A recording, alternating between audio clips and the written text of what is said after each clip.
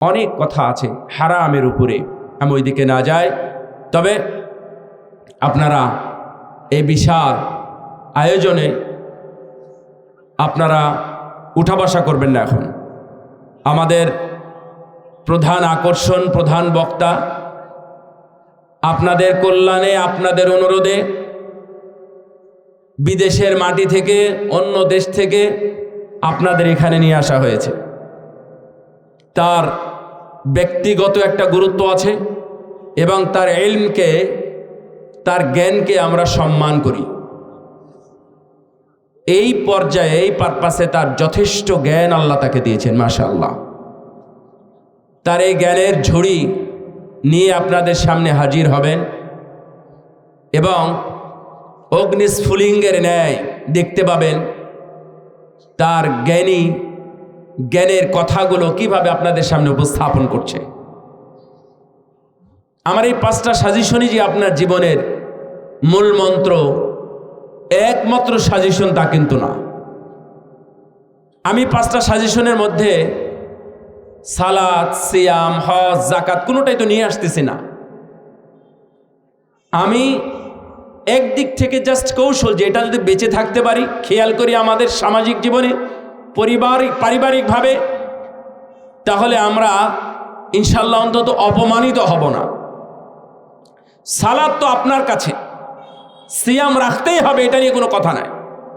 এই জন্য 2 নম্বর আলোচনা হলো শিক্ষা, সুশিক্ষা, উপকারী শিক্ষা, উপযুক্ত শিক্ষা। যদি না দেন তাহলে কিয়ামতের ময়দানে আপনার সন্তান আপনার বিরুদ্ধে মামলা করবে। আমার কথা কি শুনতে পাচ্ছেন?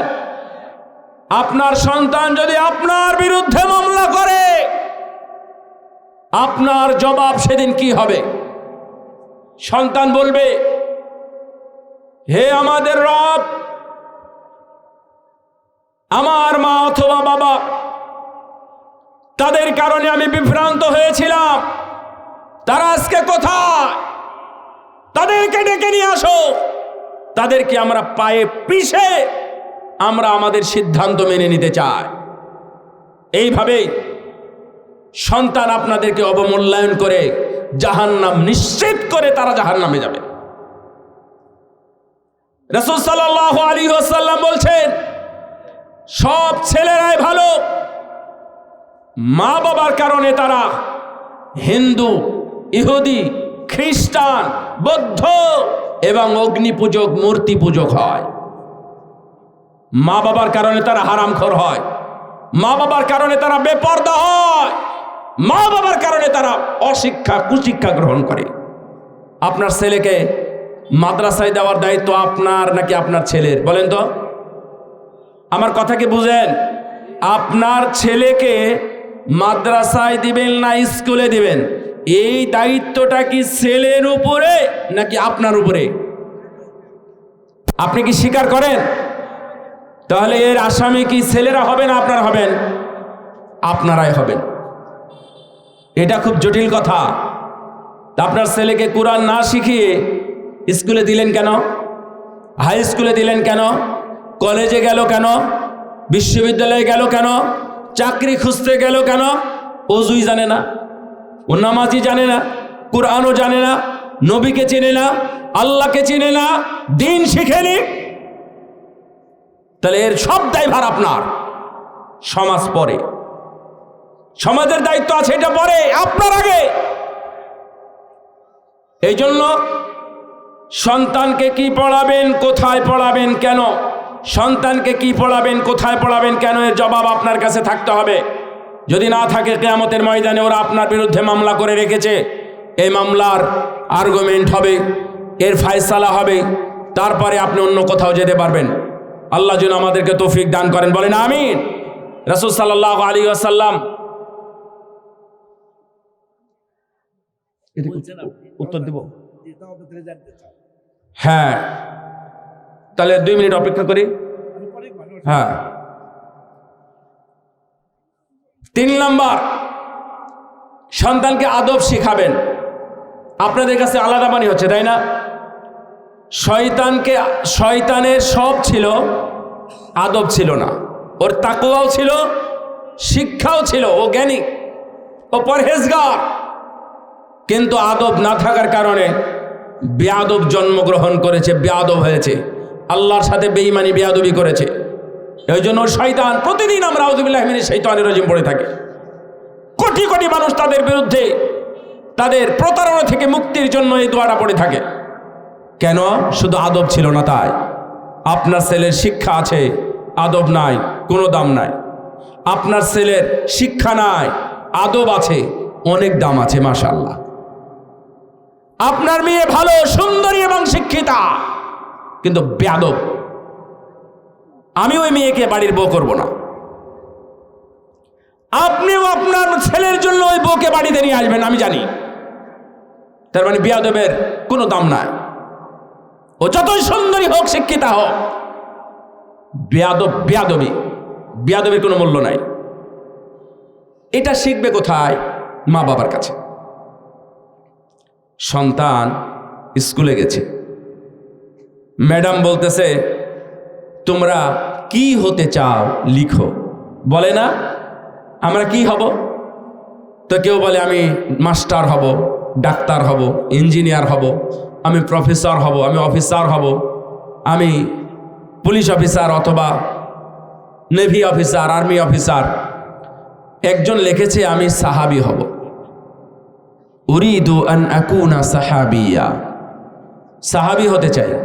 শোনেন কথাটা, মা বোনেরা শুনবেন। আপনাদের চামড়া নিয়ে ওয়াজ করেছি, বিবেক নিয়ে ওয়াজ করি নাই। তো লিখেছে আমি সাহাবী হতে চাই। সবাই হা হা করে হাসতেছে। ম্যাডাম বলতেছেন বাবা তোমরা থামো, ওকেই জিজ্ঞাসা করি ও কেন সাহাবী হতে চাই লিখেছে। জিজ্ঞাসা করার পরে বলল আমি প্রতিদিন রাত্রে যখন ঘুমাই আমার মা একজন করে সাহাবীর গল্প শোনান। এই গল্প শুনেই আমার কাছে মনে হয়েছে আমিও সাহাবী হব, কারণ তারা বড্ড ভালো মানুষ, সত্যবাদী, জান্নাতি, সুশীল, ভদ্র এবং সামাজিক ছিল। আমিও তেমনই হতে চাই। তখন ম্যাডাম হাসি ছেড়ে কান্না কাঁদলেন, চোখের পানি ছাড়লেন আর বললেন আহারে, তোর মতো মা যদি আমাদের প্রত্যেক ঘরে ঘরে জন্মাতো তাহলে এই যুগের মানুষও সবাই সাহাবীর যুগ ফিরে নিয়ে আসতো। সুবহানাল্লাহ। আপনারা মোবাইল দিয়ে দিয়েছেন, স্বামী স্ত্রী দুইজন গন্ডগোল করে আর ছেলেকে ভালো বানাতে চায়। রাসূল সাল্লাল্লাহু আলাইহি ওয়াসাল্লাম আদব দেখেন। রাসূল সাল্লাল্লাহু আলাইহি ওয়াসাল্লামের কাছে একজন সাহাবী এসে বললেন ইয়া রাসূলুল্লাহ, একজন মহিলা সালাত বেশি আদায় করে, তাহাজ্জুদ সিয়ামও বেশি আদায় করে, নফল সিয়াম পালন করে বেশি, আবার জাকাত দেওয়ার পরে আবার দানও বেশি বেশি করে, কিন্তু মুখের কর্কশ ভাষায় প্রতিবেশী পার্শ্ববর্তী সংসারের মানুষকে কষ্ট দেয়। ওর ফায়সালা কি ইয়া রাসূলুল্লাহ? আল্লাহ নবী বললেন এই মহিলা জাহান্নামী। এবারত বলি আমি হিয়া ফিন্নার, এই হাদিসটা আমি প্রথমে পড়েছি। এই মহিলা জাহান্নামী অনুবাদ করছি, আমি সত্যিই ব্যাখ্যা করিনি। ঘুমাবে কেমনে? ওই ডাকো, আগে সালাত আদায় করো। ঘুমাবে না হয় কান্নাকাটি করবে, যে কোনো একটা কিছু করবে। আবার যখন বলেছে স্ত্রী, মেয়েরা কিন্তু এই দিক থেকে একটু ভিন্ন, তো বলছে না ওরা ঘুমা, উঠলে তো খাবার চাইবে, খাবার দিতে পারবো না। তখন বলছে যে শোনো, এদের নামাজ পড়ানোর দায়িত্ব কার? এই শুনতেছেন আমার কথা? আপনার সন্তান নামাজ পড়বে বা পড়বে না, এর দায়িত্ব কার? সন্তানের না আপনার?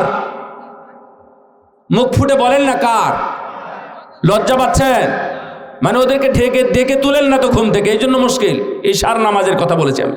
ঘুমাই গেছে, তে উঠলে তো খাবার চাইবে, রাতের খাবার তো উঠাই না। তো বাবা বলতেছে এদের নামাজ পড়ানোর দায়িত্বটা আমাদের, মানে আমাদেরকে আল্লাহ দায়িত্ব দিয়েছেন ওয়ামুর আহলাকা বিসসালাতি ওয়াসতাবির আলাইহা, তুমি নিজে নামাজ পড়ে পরিবারকে নামাজ পড়াও, সালাত আদায় করাও। এই দায়িত্ব কে দিয়েছেন? এই কে দিয়েছেন? আল্লাহ দিয়েছেন। তাহলে এই দায়িত্বটা আমার। আর রিজিকের কথা আল্লাহ বলেছেন, ওমাই ইয়াত্তাকিল্লাহ ইয়াজআল লাহু মাখরাজা। রিজিক রাজ্জাক হলেন তিনি আল্লাহ। এদের রিজিকের দায়িত্ব আমি নিতে পারবো না, রিজিকের দায়িত্ব আমি আল্লাহর উপর দিয়ে দিয়েছি। সুবহানাল্লাহ। সত্যি তাদেরকে ডেকে উঠিয়ে সালাত আদায় করানো হলো। সালাত শেষে দরজায় কড়া নাড়লো। তখন বললেন, কি ব্যাপার?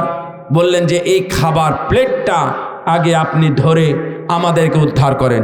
কি সমস্যা? আপনি কোথায় থেকে আসছেন? আগে খাবারটা ধরেন তো। খাবারটা নিয়ে রেখে বলছেন যে বাবা কি খবর বলেন তো, কোথায় থেকে এসেছেন খাবার দিতে?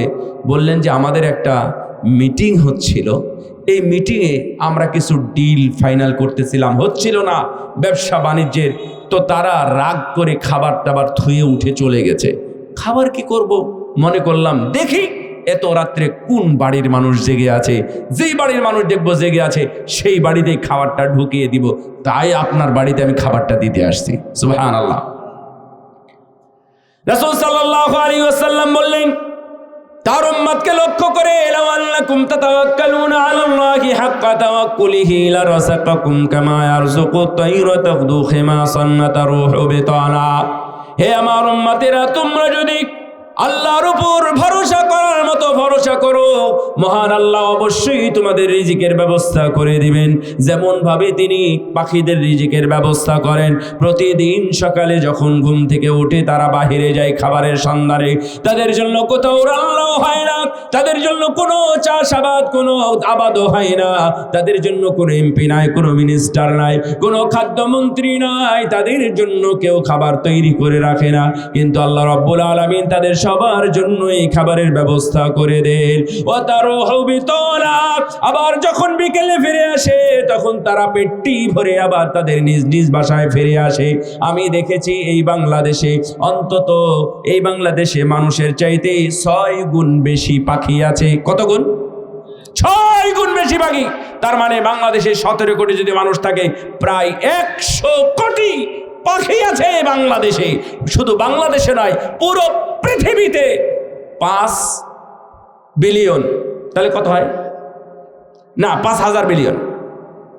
5000 বিলিয়ন পাখি আছে পৃথিবীতে। এই পাখিদের খাবারের দায়িত্ব কারো নয়, আল্লাহ। তিনি তাদের খাবার দিচ্ছেন, না খেয়ে কোনো পাখি মারা যায় না। তাহলে তোমরা এত খাবারের ব্যবস্থা করো কেন? বারাকাল্লাহু ফীকুম।